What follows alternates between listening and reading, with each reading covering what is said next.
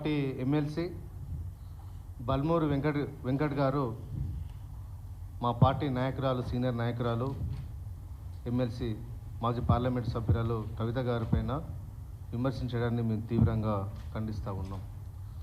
మహిళలనే గౌరవం లేకుండా ఇష్టం వచ్చినట్టుగా నిన్న బల్మూరు వెంకట్ గారు మాట్లాడారు. రాజకీయాల్లో నీకు ఒక అవకాశం వచ్చింది.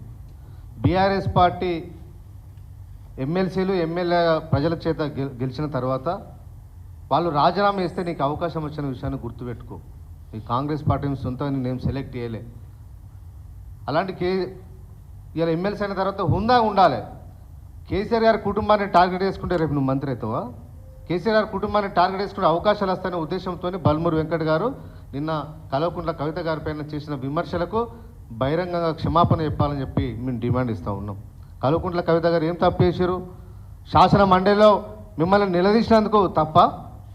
మీరు లేని అప్పులు అంటగట్టి రాష్ట్ర బీఆర్ఎస్ ప్రభుత్వాన్ని గతంలో పనిచేసిన బీఆర్ఎస్ పార్టీ నాయకులు మా నాయకులందరినీ భజన చేయడాన్ని ప్రశ్నించిన లెక్కలతో సహా ప్రశ్నించడాన్ని చేసిన తప్ప?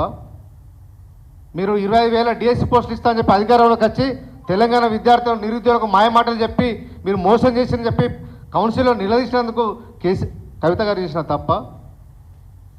లేని అప్పులు 4,42,000 అప్పులకు మీరు 8 లక్షల కోట్ల రూపాయలు అప్పు చేస్తారని చెప్పి మీ నాయకుడు ముఖ్యమంత్రి రేవంత్ రెడ్డి గారు రాష్ట్ర శాసనసభలో అబద్ధాలు ప్రచారం చేస్తే తప్ప అని చెప్పి పార్లమెంట్ సాక్షిగా ఇచ్చిన రిపోర్టును మీకు చూపించడం, ప్రజలకు చూపించడం చేసిన తప్ప? ఎందుకు భయపడుతున్నారు మీరు? చిల్లర మల్లర మాటలు ఎందుకు? హుందా ఉండాలి. ఒక 10 వచ్చిన తర్వాత రాజకీయాల్లో హుందాతనంతో పెరగాలి తప్ప ఇట్లా ఒక కుటుంబాన్ని టార్గెట్ చేసుకుంటే, పెద్దవాళ్ళని టార్గెట్ చేసుకుంటే పెద్ద నాయకులు అవుతామనే ఆలోచన నుంచి బయటకు రావాలని చెప్పి సోదరుడు వెంకట్ నేను కోరుతా ఉన్నా. రాజకీయాల్లో ఎవరికైనా ఉంటాయి, ఎదగాలని ఉంటాయి, కానీ ఈ రకంగా చిల్లరగా వివరించొద్దని చెప్పి కోరుతా ఉన్నా. కాంగ్రెస్ పార్టీ ఎన్నో హామీలు ఇచ్చింది. రాష్ట్ర శాసన మండలిలో మొదటిసారిగా కల్వకుంట్ల కవిత గారు ఈ ప్రభుత్వం చేసిన తప్పులను, మీరు ఇచ్చిన హామీలను ఇవాళ నిరసన ప్రదర్శన చేసిరు. కౌన్సిల్లో మీరు మాట్లాడే అవకాశం ఇవ్వకపోతే బయట రైతుల గురించి మాట్లాడిరు. మీరు తులం బంగారం ఇస్తా అని చెప్పి మాట తప్పేందుకు ప్రశ్నించింది. డిఎస్సి పోస్టులు ఇస్తా అని చెప్పి ఇవ్వనందుకు ప్రశ్నించింది. పాలమూరు రంగారెడ్డి ప్రాజెక్టు కోసం అంబేద్కర్ గారి పేరు ఉంటే తీసేసి మీరు జైపాల్ రెడ్డి పేరు పెట్టేందుకు ప్రశ్నించింది.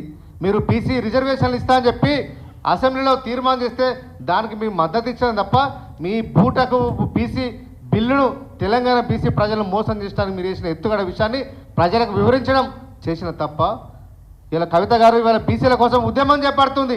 ఇవన్నీ ఓర్వలేకనే బల్మూరు వెంకట్ గారు కాంగ్రెస్ పార్టీ నాయకులు కావాలని చెప్పి ఇవాళ మా నాయకుల మీద చిల్లర మల్లర మాటలు ఇవాళ ముఖ్యమంత్రి గారు ఇవాళ మాట్లాడిస్తున్నారు. మీకేమైనా చిత్తశుద్ధి ఉందా? కాంగ్రెస్ పార్టీ ఎప్పుడైనా అంతే, బీసీల కోసం ఎవరు పనిచేసినా వాళ్ళ మీద విమర్శలు చేయడం ఇవాళ కాంగ్రెస్ పార్టీ నాయకులకు మొదటి నుంచి అలవాటు అయిపోయింది. ఆ రోజు వీపీ సింగ్ గారు బీసీల కోసం రిజర్వేషన్లు తీసుకొస్తే తన సీటుని కూలగొట్టేవారు కూడా ఇందిరాగాంధీ గారు నిద్రపోలే. ఇవాళ కవిత గారు బీసీల కోసం రిజర్వేషన్ల కోసం పోరాటం చేస్తూ ఉంటే ఓర్వలేక ఇవాళ చిల్లర మల్లర స్టేట్మెంట్లు ఇవాళ సోషల్ మీడియా ద్వారా ఇవాళ పెట్టిస్తున్నారు కాంగ్రెస్ పార్టీ నాయకులు. దయచేసి ఇలాంటి చిల్లర వెకిలి చేష్టలు మానుకోవాలని చెప్పి కాంగ్రెస్ పార్టీ నాయకులను హెచ్చరిస్తూ ఉన్నాం. మీ దగ్గర ఏం చిత్తశుద్ధి లేదు. అసెంబ్లీలో తీర్మానం చేసి కేంద్రం పంపించడానికి మీరు కావన్నా? ఒక జాతీయ పార్టీ కావన్నా ఈ రాష్ట్రంలో? గతంలో మేము కూడా చిత్తశుద్ధితో అసెంబ్లీలో తీర్మానం చేసి కేంద్రానికి పంపించడం, దాని మీద ఒక డెలిగేషన్ తీసుకుపోయే చిత్తశుద్ధి మీ ముఖ్యమంత్రికి ఉన్నదని చెప్పి వాళ్ళు మేము ప్రశ్నిస్తూ ఉన్నాం. కాబట్టి ఇప్పటికైనా బూటకపు హామీలకు ప్రజలకు క్షమాపణ చెప్పండి.